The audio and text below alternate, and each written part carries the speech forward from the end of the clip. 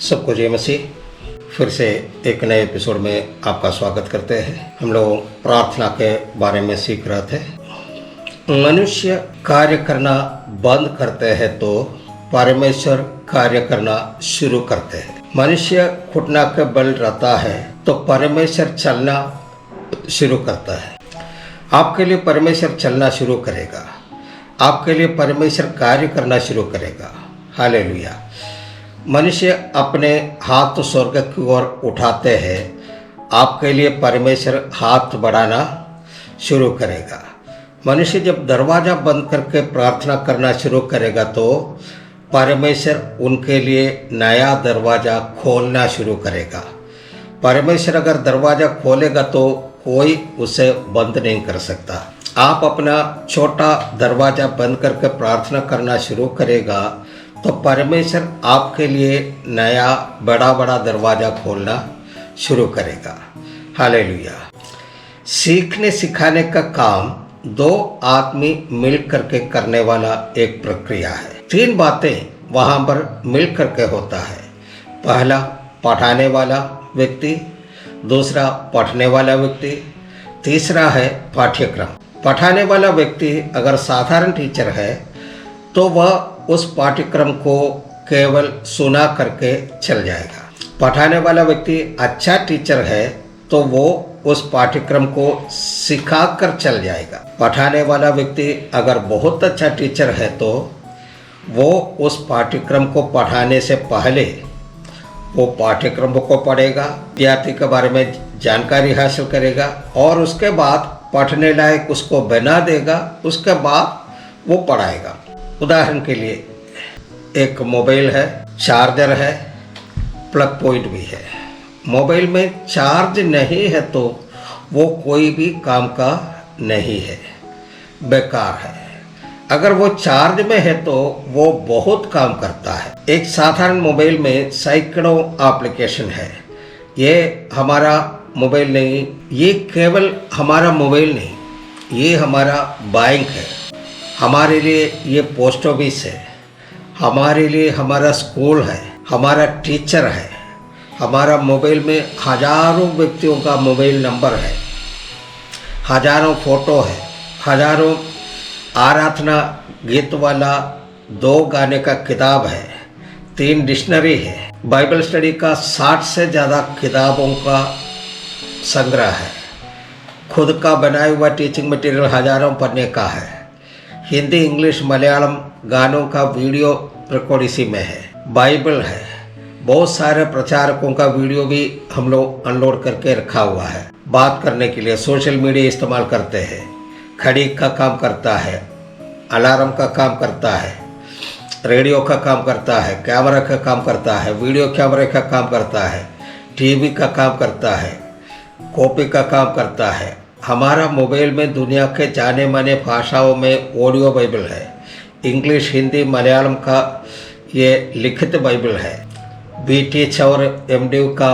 पूरा नोट्स इसी में भरा हुआ है। इतना सारा अगर हम कागज़ का या किताब को रूप में लाना रहता तो एक पिकअप वन में पूरा भर करके लाना पड़ता, लेकिन हम लाया है केवल ये इतना छोटा सा साधन। क्या क्या बोलूं, सारे दुनिया को उंगली का नोक में करके रखा है। इतना सारा सुविधा इसमें रहते हुए अगर इसमें चार्ज नहीं रहेगा तो क्या लाभ इसको रखने का। ये बिल्कुल बेकार है और मेरे लिए कचरे का सामान है। ये मोबाइल के लिए परमेश्वर को धन्यवाद देता हूँ। ये नहीं रहता तो क्या होता। अभी इसके बिना जीवन बिताना भी बड़ा मुश्किल है। हालेलुया। अभी कुछ ही दिन पहले मैं जमुई के एक सोनाहो ब्लॉक है, मैंने बिहार के, वहाँ पर एक हीराटार बोल करके गांव है। 4 दिन का सेवकाई के लिए वहाँ पर गए हुए थे। वहाँ पर ना तो बिजली थी, ना तो कोई नेटवर्क टावर है। सोचिए, पहला दिन चार्ज था लेकिन नेटवर्क नहीं था। एक दिन बाद मोबाइल का चार्ज भी खत्म हो गया। मेरा परिवार से, मेरा ऑफिस से कोई संपर्क नहीं हो पा रहा था। ऐसा स्थिति हो जाएगा तो मैं अपने मोबाइल से कहूँ मुझे 3 नहीं 1 कॉल करने के लिए दे दीजिए, तो मोबाइल आंख बंद कर देगा। हजारों मोबाइल नंबर है लेकिन एक भी नंबर मिलेगा नहीं। ऐसे सुविधा आने के कारण अपना पत्नी और बच्चों का भी नंबर मुझे याद नहीं रहता है। मोबाइल का चार्ज खत्म हो जाएंगे तो हमारा चार्ज भी खत्म हो जाता है, फिर कोई काम नहीं होगा, मूड ऑफ हो जाएगा, परेशानी हो जाएगा, गुस्सा हो जाएगा। इसके अंदर बहुत सारे एप्लीकेशन लोड करके रखा है, चार्ज नहीं है तो वो कोई काम का नहीं है। अगर एक पास्टर बहुत ज़्यादा पढ़ा लिखा हो, थियोलॉजी में बहुत डिग्रियों के ऊपर में डिग्री हासिल किया हो, पीएचडी किया हो, अगर प्रार्थना जीवन नहीं है तो वो पास्टर परमेश्वर का काम का योग्य नहीं है। मान लीजिए पास्टर एक मोबाइल है, ये मोबाइल चार्ज करना है तो परमेश्वर के साथ एक कनेक्शन जोड़ना होगा।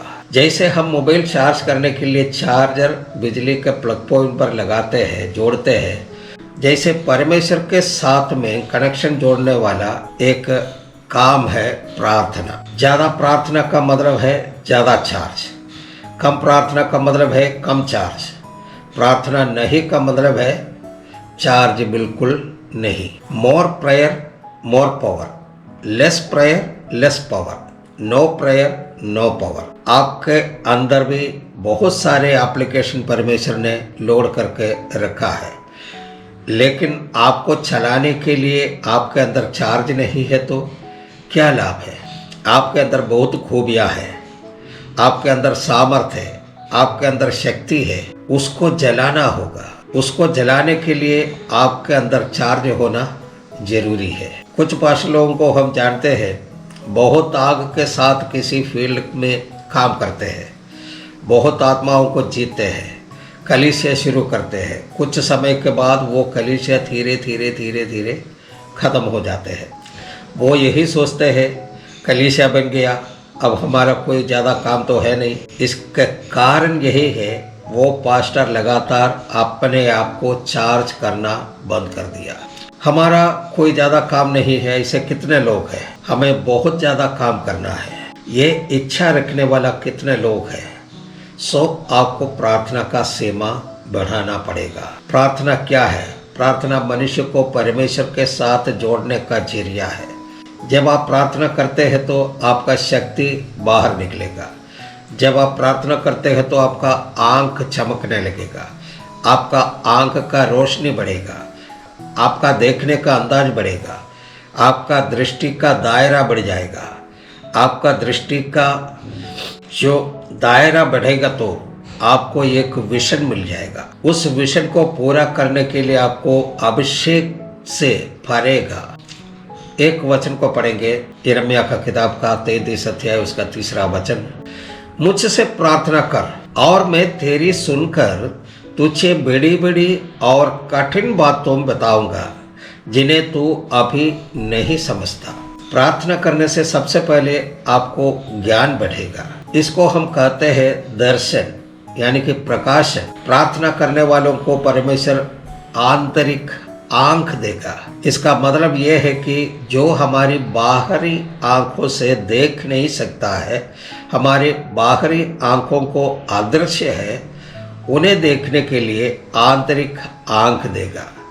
आपका आंतरिक आंख खुलने से यीशु मसीह को देख पाएंगे, समझ पाएंगे, और यीशु मसीह एक संपूर्ण परमेश्वर होते हुए एक संपूर्ण मनुष्य भी है। आप प्रार्थना करना शुरू करते हैं तो परमेश्वर आपको 3 वस्तु देगा। पहला है, प्रार्थना करने वालों को परमेश्वर नया आंतरिक आंख देगा।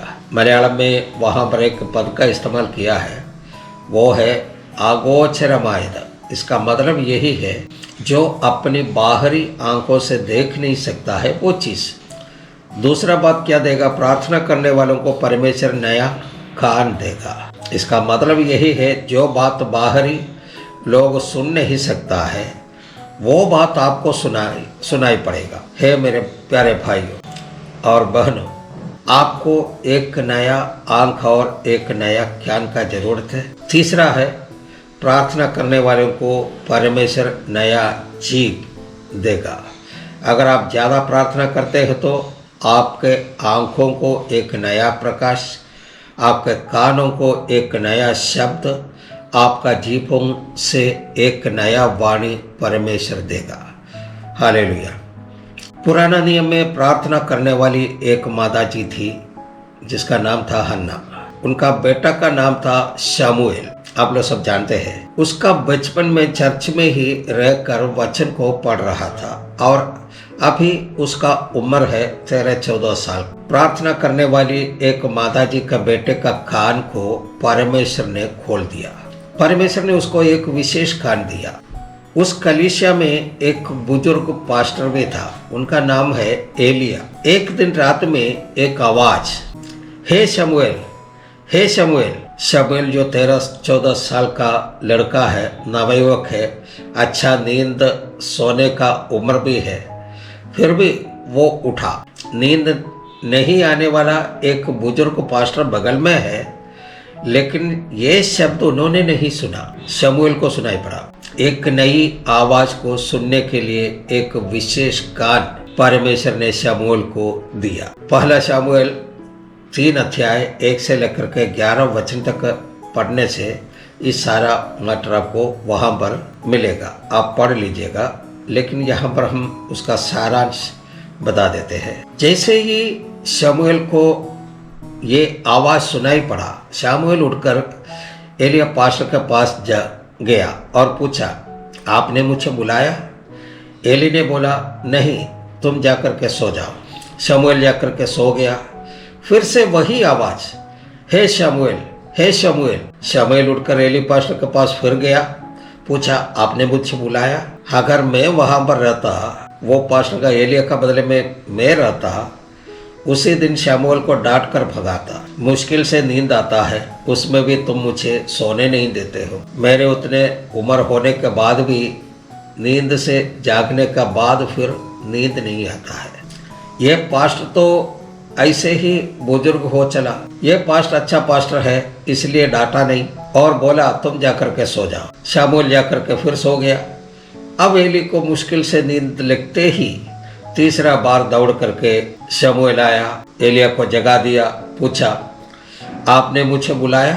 जैसे पहले बोला एली एक अच्छा पास्टर है, उन्होंने शमूएल को बोला, तुम बार बार ये शब्द सुनते हो, इसका मतलब ये हो सकता है वो परमेश्वर की आवाज है।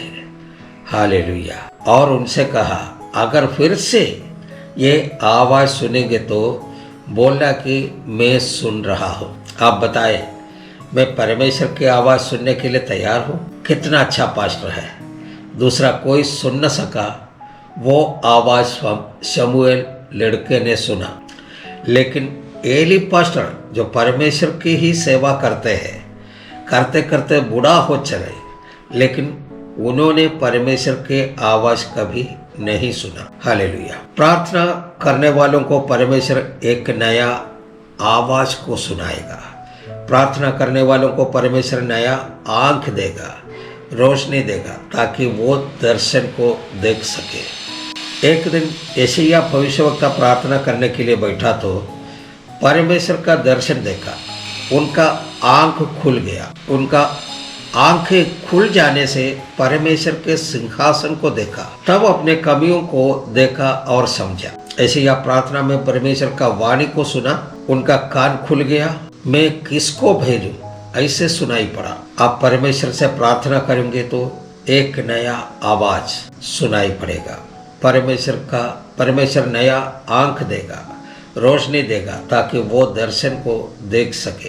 यिर्मयाह का किताब 33 का 3 वचन में, मुझसे प्रार्थना कर और मैं तेरी सुनकर तुझे बड़ी बड़ी और कठिन बातें बताऊंगा जिन्हें तू अभी नहीं समझता। अगर तुम प्रार्थना करने वाले हैं जो तुम्हारी पैसा से खरीद नहीं सकता, जो तुम्हारा शक्ति से हासिल नहीं कर सकता, तुम्हारी सामर्थ्य से हासिल नहीं कर सकता है, जो तुम्हारा बुद्धि से, तुम्हारा ज्ञान से तो समझ नहीं सकता, ऐसे ऐसे बड़ी बड़ी और कठिन बातें बताऊंगा, तुझमें प्रकट करेगा। इस बाइबल का अधिकांश लेखक ज़्यादा पढ़ा लिखा नहीं था। इस बाइबल के वचन से प्रचार करके दुनिया में परिवर्तन लाने वाले अधिकांश लोग ज़्यादा पढ़ा लिखा नहीं था। हम लोग प्रार्थना करना सीख रहा है। कोई भी बात सीखने के लिए ध्यान देने की ज़रूरत है। अगर हम पढ़ने के लिए बैठा है तो कुछ सीखने का इच्छा होना चाहिए। इच्छा के साथ बैठेंगे तो कठिनाई वाला विषय भी रहेगा तो आसानी से सीख सकता है। इसलिए यीशु मसीह ने बोला, तुम मुड़कर शिशु के समान बनो। इसका मतलब है कि सीधे जाने वाला व्यक्ति उसको बोल रहा, तुम एकदम यू टर्न मारो। मैं 64 साल का है, तो अगर हमको सीखना है तो हम 10 साल का बच्चे का समान बनना है। हालेलुया। यीशु मसीह ने क्यों ऐसे बोला, तुम मुड़कर शिशु के समान बनो? कारण यही है, पढ़ने के समय डांट खाना पड़ेगा, मास्टर का छड़ी खाना पड़ेगा, मुर्गा बनना पड़ेगा, कान खींचा जाएगा। ये सब बच्चे सहन कर सकते हैं, लेकिन बुजुर्ग लोग नहीं। क्या आप मुड़ सकता है? बड़े बुजुर्ग लोगों को छोटा बनना आसान नहीं है, लेकिन छोटे लोगों को बड़े बनना आसान है। यह साधारण लॉजिक बात में और यीशु मसीह का कहा हुआ बात में एक कॉन्ट्राडिक्शन है। हम साधारण रीति से बच्चों को कहता है, तुम अपने पापा के समान बनो। यीशु मसीह पापा लोगों को कहता है, तुम बच्चों के समान बनो। मनुष्य बच्चों से कहता है, तुम बड़े के जैसे बनो। यीशु मसीह बड़ों को कहता है, तुम छोटा बच्चा बन जाओ, क्योंकि तुम बचपन में ही सीख सकते हो। इसलिए बच्चों के समान बनना पड़ेगा। आप कभी बच्चों पर ध्यान दिया होगा तो पता चलेगा कि बच्चे बहुत सवाल करते हैं। बड़ों के पास सवाल रहेगा तो भी नहीं पूछेंगे, आपको मोड़ना होगा, तभी आप सीख पाओगे। अभी यहीं पर समाप्त करते हैं। अगले एपिसोड में फिर मिलेंगे। तब तक के लिए सबको जय मसीह, सबको धन्यवाद।